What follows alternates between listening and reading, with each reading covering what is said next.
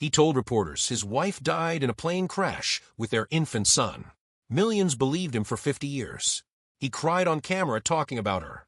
He never remarried out of loyalty to her memory. None of it was real. There was no wife. No plane crash. No son. It was one of the most elaborate lies in entertainment history, and it wasn't even the strangest one. Because behind Hollywood's golden age of romance, glamour, and fairy tale weddings, there was a machine. A machine that built fake marriages the way studios built movie sets, quickly, convincingly, and only for as long as the cameras were rolling. Some of these unions destroyed the people trapped inside them. Others became genuine, lifelong friendships. A few stars refused to play along at all, and paid for it with their careers. 15 stories. 15 secrets. Some you've heard whispers of. Others will genuinely shock you. Let's start with the most audacious lie Hollywood ever told. Perry Mason never lost a case. Raymond Burr, the man who played him, spent 30 years winning a case that didn't even exist, his own alibi. For decades, Burr told stories so tragic that journalists never questioned it. He said he'd married a Scottish actress named Annette Sutherland Back in 1941. He said they had a son together. And he said that both of them died when her plane went down before he ever got the chance to build a life with them. He spoke about it in hushed, grief-stricken tones in interview after interview, and audiences ached for him. Sympathy poured in for decades. There was just one problem. None of it happened. No marriage license. No death certificate. No plane crash. No child. Biographers combing through records years later found absolutely nothing, because Burr had invented his entire tragic backstory from scratch. As if one fabricated marriage weren't enough, he later claimed a second one too, to a woman named Laura Andrina Morgan, another story that never held up under scrutiny. The real story was far simpler and, to the studio system, far more dangerous. Burr shared his actual life with actor Robert Benavides for more than 30 years, a relationship he kept completely hidden until his death in 1993. He didn't just avoid the truth, he manufactured an entire alternate life to bury it. It worked. It made him one of the most bankable stars on television. But it also meant grieving a wife and child who never lived for 50 straight years.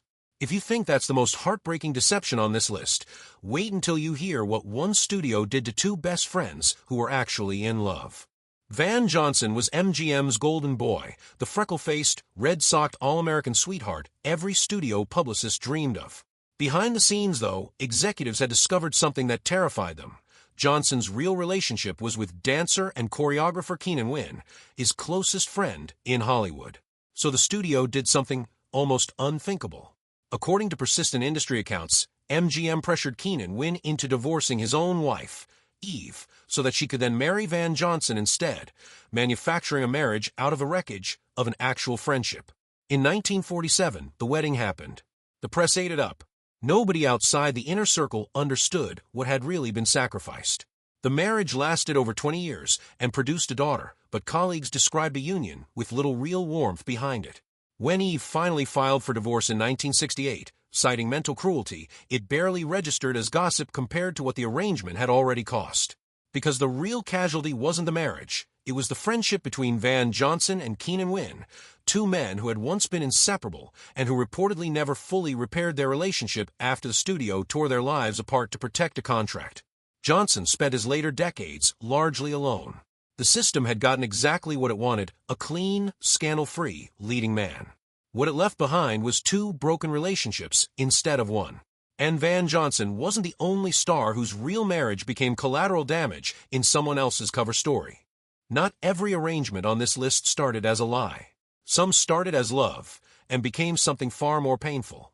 When Judy Garland fell for director Vincente Minnelli while filming Meet Me in St. Louis, it looked for a moment like a genuine Hollywood romance. He was sophisticated, artistic, meticulous, everything the studio battered, pill-dependent Garland found magnetic. They married in 1945. 4 years later, they had a daughter, Liza Minnelli. To outsiders, a child seemed like proof the marriage was real. Insiders weren't so sure. Plenty of lavender arrangements included children too. What nobody could deny was how the marriage actually played out. Minnelli faced persistent whispers throughout his career about relationships with men, whispers that trailed him long before Garland ever walked down the aisle. Colleagues who watched the marriage up close described him as devoted to Garland in his own way, but emotionally distant, more consumed by his art than by his wife. By 1951, after 6 years and a spiral of personal crises on Garland's side and rumored affairs on his, the marriage collapsed. Garland reportedly discovered love letters that shattered whatever illusions remained, though she carried the details to her grave rather than speak about them publicly. Minnelli married twice more and never once broke his silence about his private life.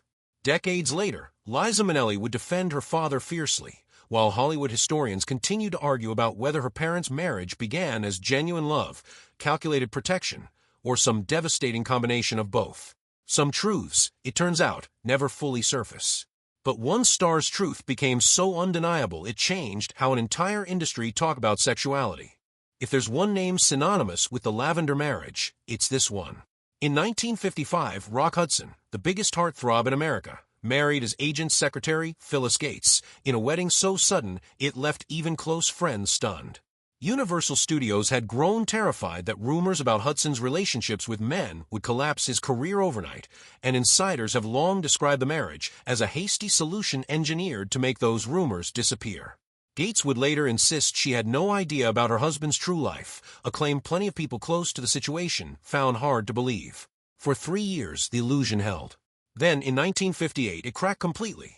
Gates filed for divorce, citing mental cruelty, and the golden marriage of America's favorite leading man quietly dissolved. Hudson kept living his real life privately for decades afterward, maintaining the image the studio had built for him right up until 1985, the year an AIDS diagnosis forced the truth into headlines around the entire world, whether he was ready or not. Phyllis Gates spent the rest of her life defending her version of events, eventually publishing a memoir, insisting she'd been deceived, and she held that position until she died in 2006. To this day, historians still argue about how much she really knew. What nobody argues about is the cost. A marriage built to save a career ended up costing Hudson 30 years of living a lie in public, and only a public health crisis finally tore the mask away. Some stars, though, refused to wear a mask at all, and one of them paid for it immediately. Montgomery Clift was arguably the most talented actor of his generation, and one of the most relentlessly pressured to fake a life he didn't want. Paramount and other studios pushed eligible actresses toward him constantly, staged publicity dates, floated engagement rumors to any journalist who'd print them. Clift deflected all of it, offering vague lines about not being ready, while starring in landmark films like A Place in the Sun and From Here to Eternity. Privately, his relationships crossed lines the industry refused to acknowledge, involving both men and women, at a time when Hollywood demanded its stars fit into one clearly labeled box or another. His close friendship with Elizabeth Taylor gave him a convenient shield from constant tabloid speculation, but Taylor knew exactly what was really going on, and she guarded his privacy fiercely, famously shutting down invasive questions with nothing more than a look. Then, in 1956, a devastating car accident left Clift's face permanently altered and triggered a spiral of chronic pain and addiction that would follow him for the rest of his life. Even as the studios grew more anxious about his marketability, Clift still refused to fake a marriage to smooth things over. He let his talent carry him instead.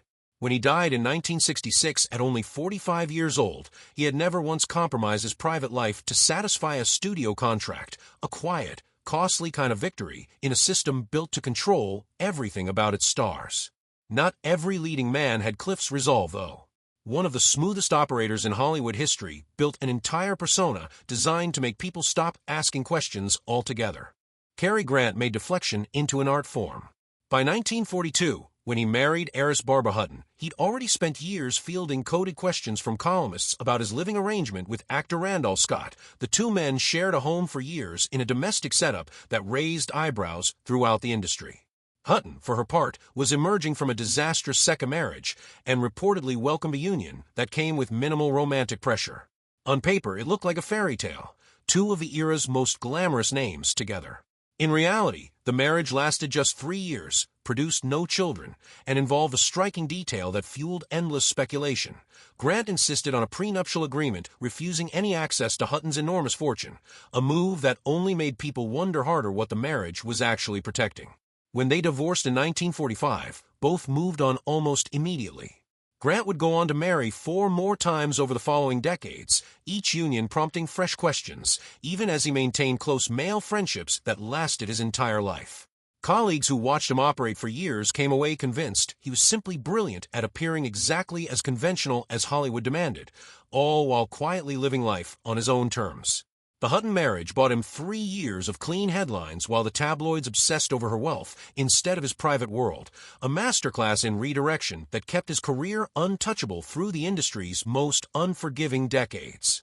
Not every actor needed a scandal to hide from, though. One Oscar winner's marriage lasted over 3 decades, and almost nobody outside his circle knew the real reason why. Charles Laughton won an Academy Award for the private life of Henry VIII and built a reputation as one of the finest character actors of his generation.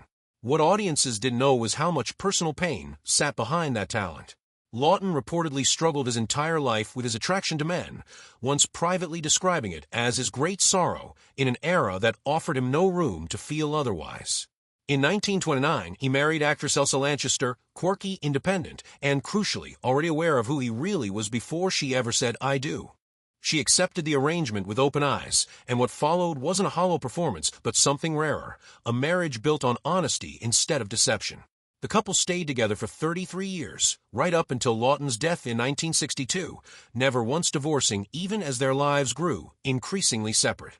People who knew them both described real affection between the two, not romantic passion necessarily, but a deep, lasting loyalty.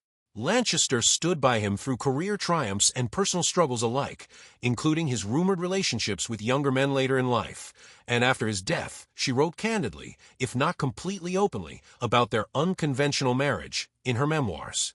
The arrangement let Laughton build one of the most respected careers of his era, while maintaining a public image the industry required, proof that a lavender marriage didn't always have to mean emptiness. Sometimes it meant genuine partnership. But not every actress in a similar arrangement found a life partner in her husband. Some found one in a completely different kind of collaborator. Janet Gaynor made history as the very first actress ever to win an Academy Award, built entirely on a run of innocent girl-next-door roles, while quietly maintaining relationships with women behind the scenes. In 1939, she married a man just as famous in his own world, Adrian, MGM's legendary costume designer, the man responsible for dressing everyone from Greta Garbo to Joan Crawford, and someone the industry already knew was involved with men. The wedding shocked absolutely no one inside Hollywood's inner circle and thrilled the press outside it, who ran the story as a glamorous, fairy tale union of two dazzling creative minds. The couple adopted a son together and settled into a Los Angeles mansion complete with separate bedrooms, throwing lavish parties where the true nature of their social circle told a far more honest story than any magazine profile did. The marriage held until Adrian's death in 1959, after which Gaynor eventually partnered openly with another man, a relationship that raised its own set of questions but never received the same scrutiny her earlier life had. Friends and colleagues who knew both Gaynor and Adrian insisted the affection between them was completely genuine, even without romance, a working partnership that gave each of them cover, companionship, and legitimacy in an industry that offered queer people almost none of it. It's remembered today as one of Hollywood's most elegant solutions to an impossible problem. But not every industry-arranged marriage was nearly so gentle. One studio boss reportedly built a match purely to protect box office numbers. When Barbara Stanwyck married Robert Taylor in 1939, the marriage made headlines and immediately set the Hollywood rumor mill spinning because neither star's public image quite matched what insiders were whispering. Taylor, marketed as the era's prettiest leading man, had faced years of speculation about his close friendships with other men. Stanwyck, meanwhile, had an intensely close bond with actress Joan Crawford that raised eyebrows across the industry long before she ever met Taylor. According to persistent Hollywood accounts, MGM boss Louis B. Mayer pushed the marriage specifically to quiet the gossip and protect two extremely valuable box office draws in one move. The marriage lasted 13 years. It produced no children and, according to colleagues who knew the couple, very little real warmth, described by more than one acquaintance as something closer to two polite roommates than two people in love. Taylor eventually remarried after their divorce. Stanwyck never did, choosing instead to spend her life surrounded by close female friendships. Both of them kept careful, disciplined silence about their private lives all the way until their deaths, refusing to confirm or deny anything the industry whispered about them. Some who worked alongside them suggested privately that the arrangement suited both stars perfectly, each one providing exactly the kind of public cover the other needed, while quietly living separate lives behind closed doors. It protected two major careers for over a decade. It also trapped two people in a performance neither of them apparently wanted to give. Not every actress accepted that trade so quietly, though. One Oscar winner turned her fake marriage into a launching pad, then never looked back. Claudette Colbert won her Oscar for It Happened One Night and built a reputation as one of Hollywood's sharpest, most business-savvy stars, someone who understood exactly how the industry's image machine worked and used it. In 1928, she married actor Norman Foster, a union that lasted 7 years and, according to longtime industry rumors, gave Colbert, who reportedly preferred relationships with women, the public respectability she needed to build her career from the ground up. Foster's own career never came close to matching hers, but the marriage did exactly what it needed to do, while both of them quietly pursued their real interests elsewhere. Insiders whispered for years about Colbert's close friendships with various actresses, and later in life, she formed a lasting partnership with a woman named Helen O'Hagan. Though true to form, Colbert herself never publicly confirmed a single detail. After divorcing Foster, she married a surgeon named Joel Pressman in 1935, and that marriage lasted a remarkable 33 years until his death. Colleagues who knew the couple described Pressman as unusually understanding and discreet, the kind of husband who seemed to know exactly who his wife really was and simply chose not to make it anyone's business. Colbert guarded her narrative fiercely for the rest of her career, granting few interviews and shutting down personal questions the moment they came up, before eventually retiring to Barbados, where she lived quietly alongside O'Hagan. Her first marriage gave her a foundation. Her discipline gave her 4 decades of stardom. But one silent era, Star didn't just survive Hollywood's rules around sexuality. She rewrote them entirely, decades before anyone else dared to try. While other stars scrambled into arranged marriages, Cesar Romero, the dashing Latin lover who'd later terrify audiences as the Joker on the 1960s Batman, found an entirely different escape hatch. He simply never married. Not once. Not in 86 years. Studios pressured him relentlessly, parading eligible starlets in front of him for stage publicity dates designed to keep gossip columns guessing. Romero played along just enough, showed up, smiled for the cameras, charmed everyone in a room, and then quietly disappeared back into his real, private life without ever committing to anyone. Columnists linked him romantically to Joan Crawford, Barbara Stanwyck, and a string of other glamorous stars over the decades. None of it stuck, because none of it was ever meant to. Behind the scenes, Romero maintained a long-term relationship with a male companion, one he kept so carefully guarded that even seasoned Hollywood insiders struggled to piece together the details. By refusing to marry at all, he sidestepped the 2 biggest risks every other star on this list faced: an eventual messy divorce and a spouse who might one day decide to talk. The strategy worked flawlessly, keeping him steadily employed from the 1930s all the way through the 1990s without a single major scandal attached to his name. When he died in 1994, obituaries celebrated a 6-decade career and politely left the rest alone, exactly the way he'd spent his whole life arranging it. He proved the smartest lavender arrangement might be no arrangement at all. But one final star on this list did something none of the others ever managed. He lived long enough to finally tell the truth himself.